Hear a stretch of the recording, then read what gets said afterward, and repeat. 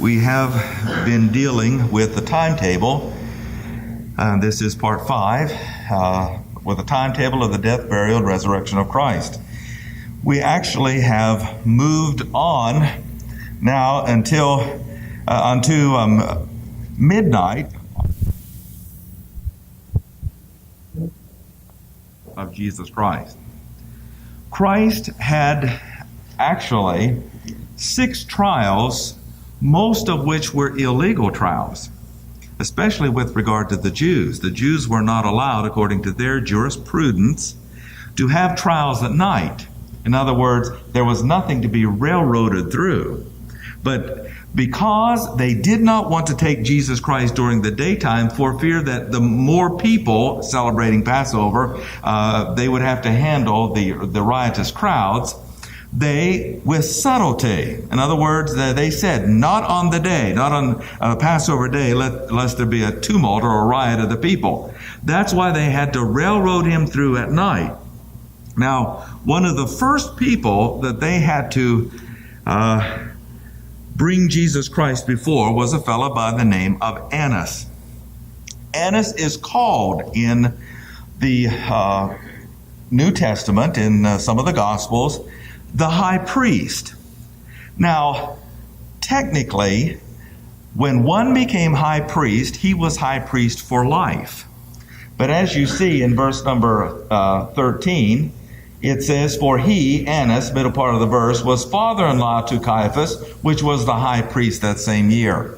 And it doesn't seem to make sense, because in verse number 19, Annas is called the high priest. Technically, when a high priest got the office, he was high priest for life. But what happened was the Romans came along and said, look here, we're only going to let this fellow be in office for a short period of time. They had term limits installed, as it were, in the high priest's office. So actually, the Jews kept Annas in there and respected him as high priest, though Caiaphas actually was the one that the Romans then appointed. That tells us, clears up rather, the inconsistency there. He was, verse 13, led away to Annas first. Now, why him? This guy was sort of the godfather in charge of the nation at that time. He had several rackets going, history tells us. One of the rackets was with regard to religious licenses. You could be a vendor in the temple if you cross the palm of Annas and sit there. You get the prime spot, the best spot for selling your animals and getting more money for the dollar if you got a license from this fella. Not only that, he had a band of marauders in the south that he was protecting to do his dirty work if somebody got out of line. Sort of a collection agency like the modern day mafia people. So Jesus Christ, though this man, Annas, was not in office technically, he was not the high priest, he was the godfather, and he had to go past Annas first. Now, verse number 19. This is the only book of the Bible where we have this trial mentioned. The high priest then asked Jesus of his disciples and of his doctrine, and he said, I spoke openly in the world. I ever taught in the synagogue and the temple, where the Jews resort, and in secret I've said nothing. Why do you ask me? In other words, look here. Everything I said openly. Why do I have to stand and testify for myself? Bring in the witnesses. They'll testify as to what I spoke. I didn't do it privately. I taught openly. Now, ask them. They know what I said. And when he had thus spoken, one of the officers which stood by struck Jesus. Now, we have already seen that the band and officers who brought Jesus to Annas mistreated him. We saw that this morning. Now, this is the first time that Jesus Christ is hit in conjunction with the trials. What happened? One of the officers which stood by struck Jesus with the palm of his hand and said, Answerest thou the high priest so? And Jesus said, if I have spoken evil, bear witness of the evil. But if well, why smitest thou me? You broke the law, Buster. I didn't do anything wrong. I simply asked him. Jesus Christ knew that this was an illegal trial, and he should have never been brought before this man. This man had no right to judge him. And he knew what was going on, so he's just simply said, well, look, if you're going to ask, why don't you ask those that sat under my ministry? Let them testify. Now, what is the last thing that these chief priests and council members, what is the last thing they wanted to do with regard to the people? They didn't want them to know what they were doing. It's an illegal trial. They said, not for fear of the people, not on the day, the feast day, not during the time when most of the people were there. They feared a riot. So Jesus Christ said, why don't you just bring the people in? That'll solve the whole problem. Let them tell you what I taught. Now Annas didn't want to do that because he knew that the people would have probably stoned him. So what happened? Verse number 24.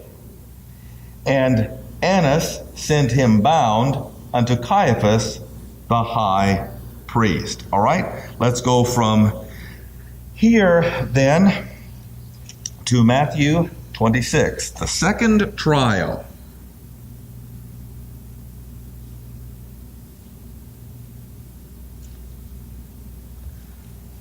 Now, remember, Caiaphas is not only the high priest, not only under orders to the Godfather, but the Godfather is his father-in-law. I mean, this is one of the biggest railroad jobs in history. Matthew chapter 26, starting with verse number 57. The trial of Annas is missing from Matthew. And they that had laid hold on Jesus led him away to Caiaphas, the high priest, where the scribes and the elders were assembled. Peter followed afar off.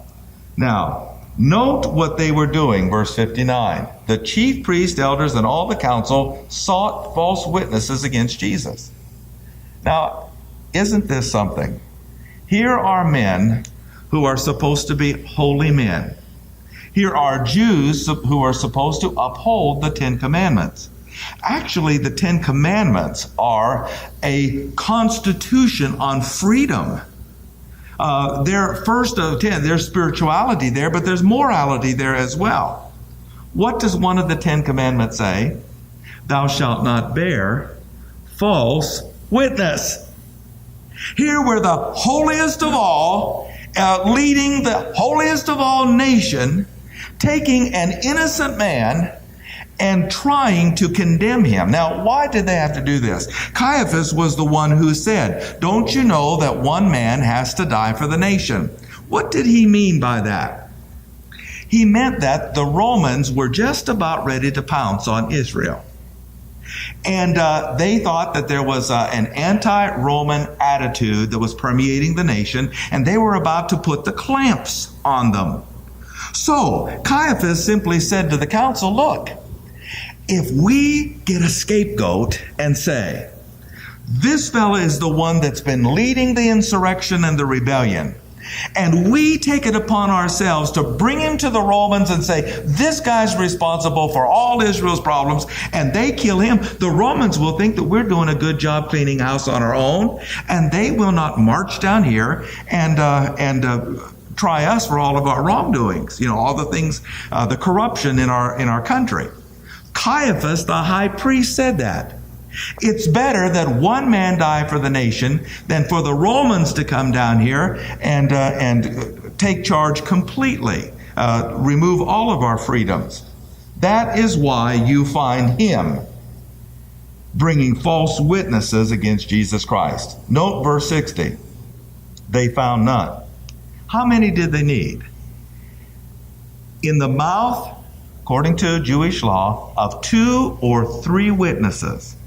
2 or 3 witnesses had to agree pretty much 100% before any judgment could be rendered against an individual. They found none. Finally, at this trial, 2 false witnesses came and said, I am able to destroy the temple of God and to build it in 3 days. Now, tell me, what temple was it that Jesus Christ actually was referring to? The temple of his body. He just said, he said it in the context of the temple, but you see, if they would have only understood what he was talking about. He spoke of the temple of his body, not of the temple which took 46 years to build, Herod's temple, the third one, the one that he was embellishing after Zerubbabel got it. So, let's note, the high priest arose and said, Answerest thou nothing? What is it which these witnesses speak against you? But Jesus held his peace. 4 times, Jesus Christ, in the 6 trials that he has, we're in Matthew 26, 4 times in the 6 trials that he has, the scripture says he held his peace. Now, there's a couple of reasons why. Number 1, he was taking the sinner's place. And as the lamb before his shears is dumb, he opened not his mouth. But in the second place is, under Jewish law, just like under American law, a person is innocent till proven guilty. He didn't have to say a word.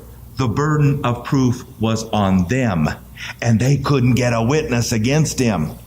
And so therefore, he didn't say anything until, note what Caiaphas did. I adjure thee by the living God that you tell us whether you be Christ. Then Jesus said to him, now why did he do that? 2 things. Because Caiaphas was indeed the high priest. And Jesus was a citizen of Israel. And the word adjure there means, I make you swear under oath by the living God, you tell me the truth. And when he did that, even though Caiaphas was unsaved, even though this was a kangaroo court, Jesus Christ said, all right, I'll answer if you bring God's name into it. Yes, I am. Note, thou hast said. The Greek says emphatically yes. That's a little weak in the English, but the Greek says, yeah, you said it. What you said, that's true. Yes, I am the Messiah. But I want you to see how Jesus Christ cleverly turns the tables on him. Hereafter, you'll see the Son of Man sitting on the right hand of power and coming in the clouds of heaven. Whoa. You're in the throne of authority now, and I'm submitting to your authority. But when I come back, I'll be the one in the throne, and you're going to be judged because you know you're judging me contrary to the law of Moses.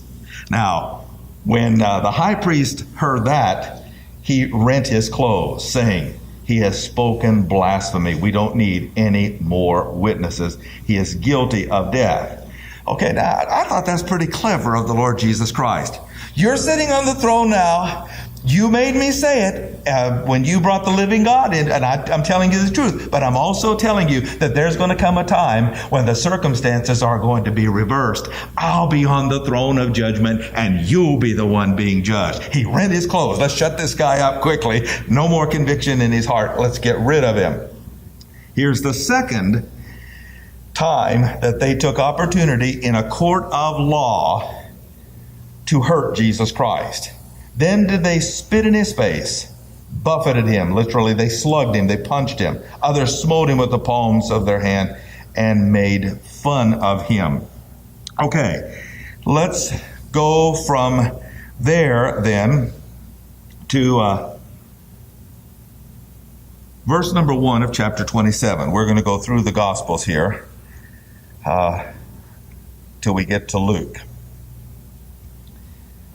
When the morning was come, all the chief priests and elders of the people took counsel against Jesus to put him to death. And when they had bound him, they led him away and delivered him to Pontius Pilate the governor. Okay, this is the time. You will remember that this here is called evening, or even. This between 3 o'clock and 6 o'clock at night is sometimes referred to in the Bible as morning. We'll just put mourn here. Because the sun is beginning to come up, things are getting lighter just as things are getting darker here. There is no specified time except it is between these 3 hours. They probably brought him around 4 o'clock. So, number 3, he was before the council, or Caiaphas again, actually.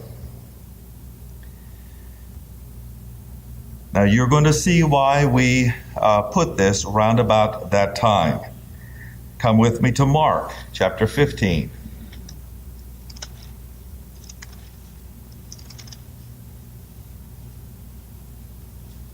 Here is the third trial. Mark brings it out in verse 1.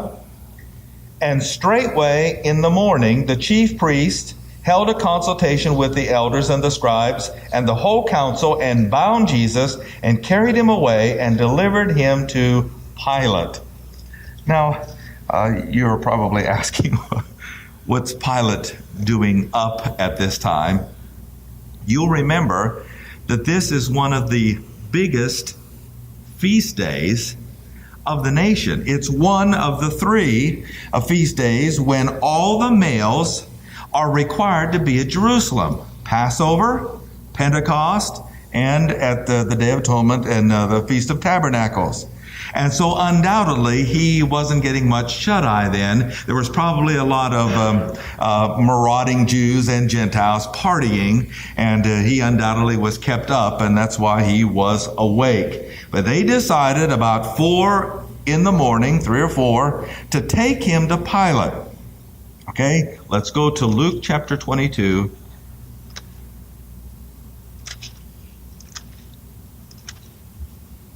Luke chapter 22 and verse number 66.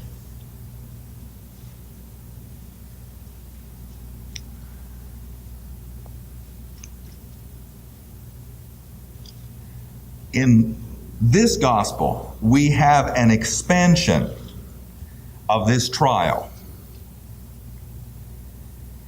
And as soon as it was day, the day was breaking, the elders of the people and the chief priests and the scribes came together, and they led him into their council, saying, now here's different. Now Caiaphas was present, but this was at the request of the whole council. What are we going to do? Now, why? The day was breaking. They had already broken the law many, many times. False witnesses, meeting at night, railroading through, hitting an innocent man, and all of these things could have been charged against. So finally they say, well, now maybe we should have something legitimate. It's getting daylight. Let's just tell the people that we've held this trial, and all of us unanimously are going to vote that Jesus is the culprit. He said unto them, they asked him when they came together, the Christ, he said, if I tell you, you'll not believe. And if I also ask you, you'll not answer me, nor let me go. An exercise in futility. If I tell you the truth, you're not going to believe me.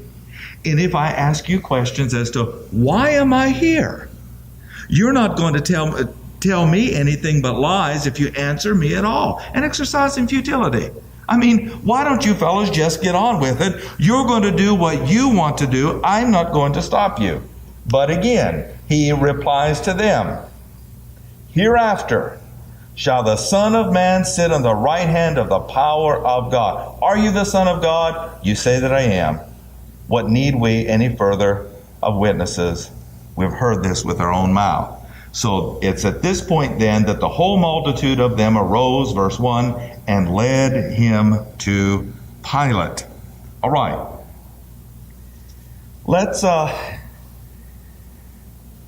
just stay here for the time being with regard to this particular trial.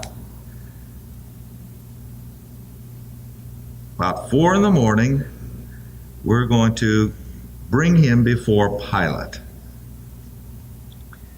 Now, who was Pilate? Pilate was undoubtedly a fairly good ruler. He, unlike the Jews, wanted to judge Jesus Christ objectively. Time and again, he's going to ask these fellas, what'd you say the accusation was? Why is it we're up so early here judging this? What did he do?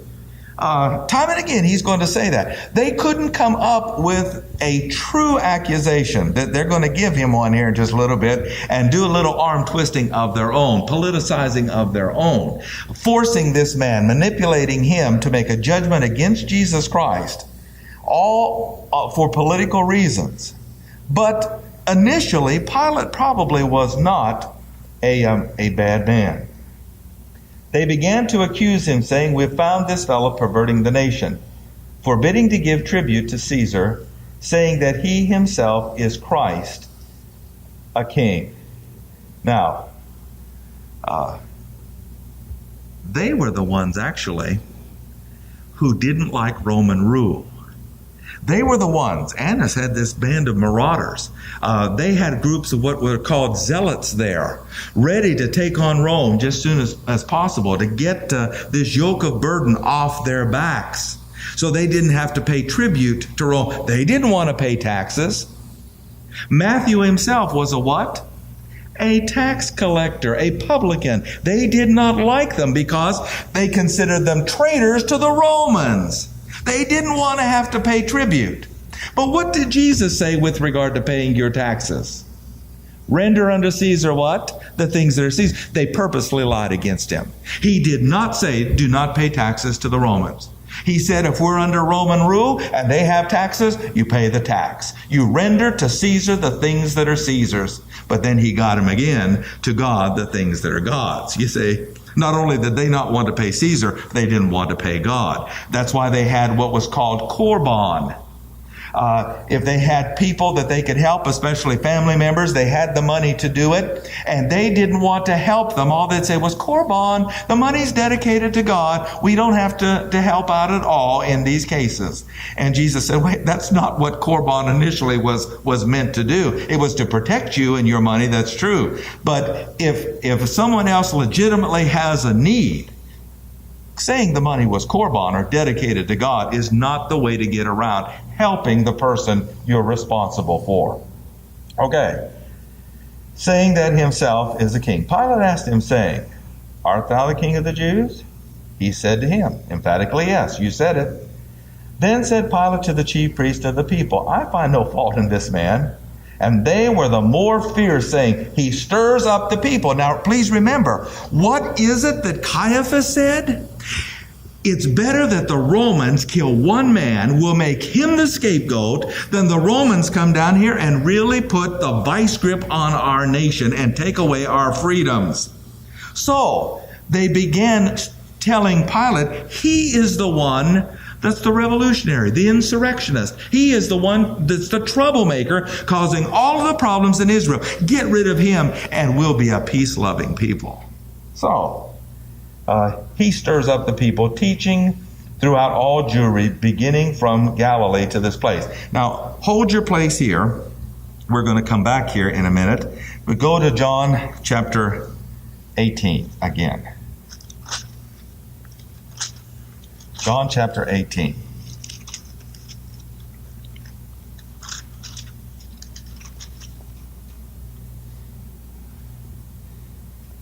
And we'll start with verse number 28. Same trial. Then led they Jesus from Caiaphas into the hall of judgment. Now, please remember that the praetorium was the place of the hall of judgment. I want to show you, we're going to get a time here, and we also are going to show you just how hypocritical these fellows were in this fourth trial. They led him to the hall of judgment, and it was early, between 3 and 6, probably around 4 o'clock that morning. They themselves went not into the judgment hall, lest they should be defiled, that they might eat the Passover. Now, can you imagine? They were bearing false witnesses, paying false witnesses. These were the guys who paid Judas Iscariot to betray him with the 30 pieces of silver. They were buffeting him, accusing him, smarting off to him, spitting on him. But they wouldn't go into the Gentile judgment hall for fear it was going to make them unclean for Passover. When I study things like this, I want to say, dear God, how in the world could they have been that blind? Were it not for the grace of God, we would all be that blind. But, oh no, we're not going to go in there. We can't eat the Passover. And yet, this whole night, in fact, clear from Sunday, they were doing things to find out how they could betray him into the hands of the Gentiles to kill him as an insurrectionist when he was an innocent man and actually their king. Full of treason, hatred, jealousy. And yet they would not enter. Oh, we're just so holy. We want to eat the Passover. When they were in the most vile, putrid condition spiritually that they could be in. I just find that amazing. Pilate then said to him, as he did several times, what accusation, verse number 29, bring ye against this man? Pilate again, I think, saw that Jesus Christ definitely was who he said he was. But we've got a couple more trials here to go. Come back to Luke 23. Probably now around 5 o'clock, you have the 5th trial of Jesus Christ. Now he's going to come to the fella by the name of Herod. Now, this Herod was the son of Herod the Great. What did Herod the Great try to do to Jesus when he was born? Kill him. That's the Christmas story. Merry Christmas, Jesus. Let's kill you. And since we can't find you, we'll just kill everyone in that area and every a male under 2 years of age. Hey, the same Herod bore Herod Antipas. Antipas means in the likeness of his father. Father, like son. Chip off the old block from the same mold. Now, this is the Herod who killed what important man? John the Baptist. Herod Antipas killed John the Baptist, the forerunner of Christ. A young woman by the name of Salome danced in front of him, and he was a dirty old man, and he got all excited, and he swore to the half of my kingdom in front of all those at the party, ask me anything and I'll give it to you. And her mother said, because her mother was involved in an adulterous affair with Herod Antipas, her mother said, I'll tell you what to ask for. Ask the head of John the Baptist by and by on a silver platter. Herod was too embarrassed to say, no, I'm not going to be that unjust. That's a promise I cannot keep. He said, to keep face, cut his head off.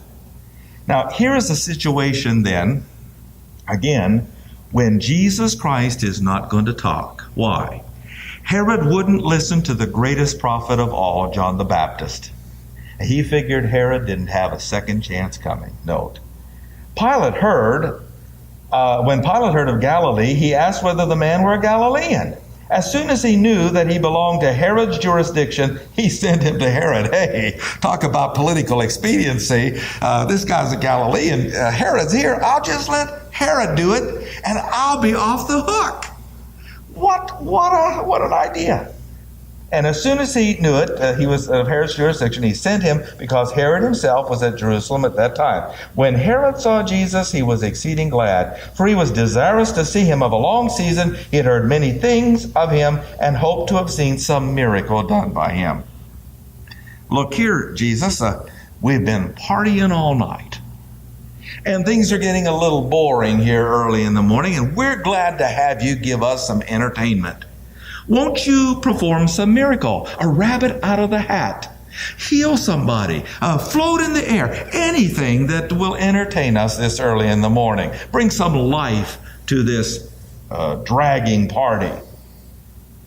Then he questioned him with many words, but note, he answered him nothing. Why? Jesus Christ is just simply telling Herod, it's of no use. You wouldn't hear the greatest prophet of Israel, you're not going to hear me. The only reason you want me here is not to give me a fair trial, but to entertain you. I'm not going to buy my way out of this situation. I'm not going to scratch your back so that you'll scratch mine. I won't do it. The chief priests and scribes stood vehemently and accused him. And Herod, with his men of war, set him at naught, mocked him, arrayed him in a gorgeous robe, and sent him again to Pilate. That day, Pilate and Herod were made friends. Okay, so the fifth trial is when he was in front of Herod Antipas. By this time, then, we're going to bring him back to Pilate. Trial 6. Now, let's hold your place here in Luke and go to John 19 this time.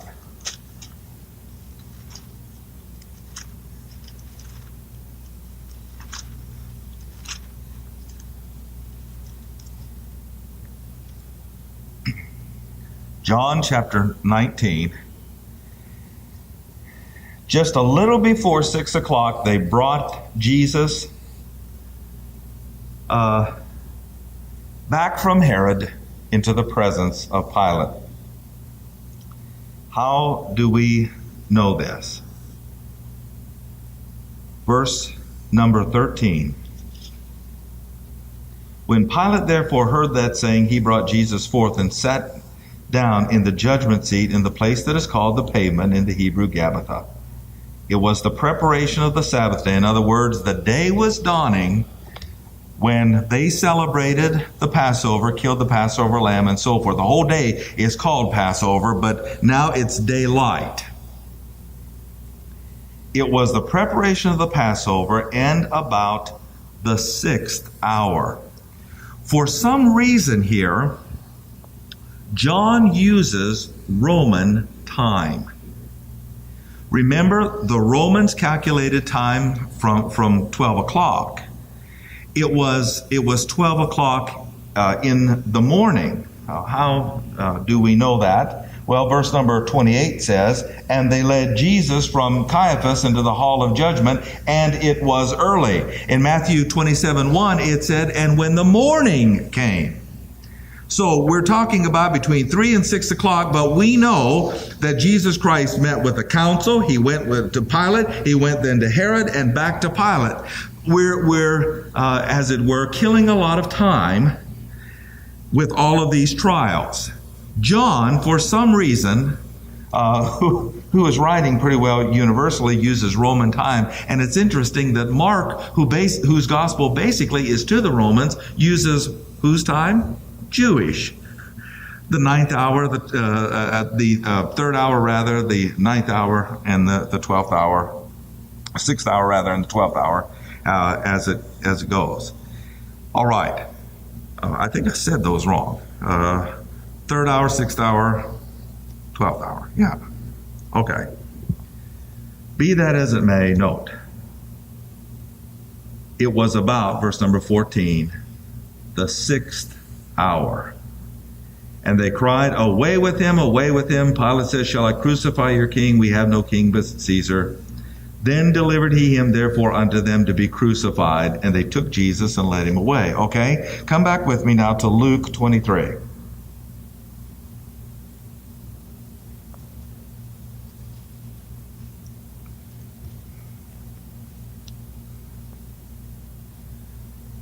Luke chapter 23. He said, this is the timetable that we're speaking of here. Verse 13. Pilate, when he had called together the chief priests and the rulers of the people, ye have brought this man unto me as one that perverts the nation, the people. I've examined him before you and have found no fault in this man touching these things, whereof ye accuse him. Note verse 15. Nor yet Herod, for I sent you to him, and lo, nothing worthy of death is done unto him. We're talking about 6 o'clock in the morning, when Pilate is now saying, I don't find any fault in him. I've examined him. Herod has examined him. I don't see why we have to put this man to death. I will therefore chastise him and release him, for of necessity he must be released. He must release one of them at the feast. During the Passover, they had this tradition that he would give back to the people one prisoner, whichever one they wanted, through the general consent. Jesus Christ was innocent of any type of treason, any type of sin, any type of insurrection against Rome. However, Barabbas was a robber and a murderer. He was in there for sedition, that is rebellion against Rome and against the Jews. And who do they call for? They call for Jesus Christ to be crucified and Barabbas to be released. Verse 18, they all cried out at once, saying, Away with this man, release unto us Barabbas, who for a certain sedition made in the city, and for murder he was cast into prison. Pilate, willing rather to release Jesus, spoke again. Why? They cried, Crucify him, crucify him. He tried to keep them from crucifying Jesus Christ. Now turn to Matthew 27, our last portion for this evening.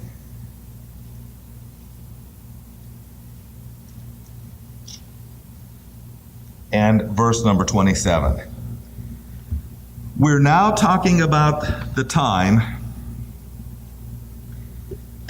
between 6 in the morning and 9 in the morning. By 9 in the morning, Jesus Christ was on the cross. We have just a few minutes left. We'll start with verse number 27. What happened to Jesus Christ once Pilate said, I find no fault in him? And by the way, it was around 6 in the morning when Pilate washed his hands of the incident and released him to be crucified. Then the soldiers of the governor took Jesus into the common hall and gathered unto him the whole band of soldiers. We're talking about a lot of men now. Big, strong, seasoned veterans of Rome. Hardened soldiers, tough, muscular, merciless. Now Pilate said, okay, I'm just going to turn them over. And they called everybody together. Why? Because they're going to make fun of Jesus Christ.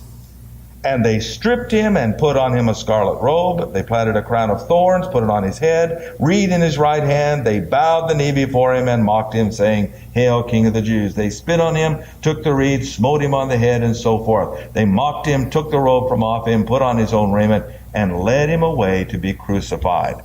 By this time, Jesus Christ was getting so weak. He was carrying his cross, stumbling under it.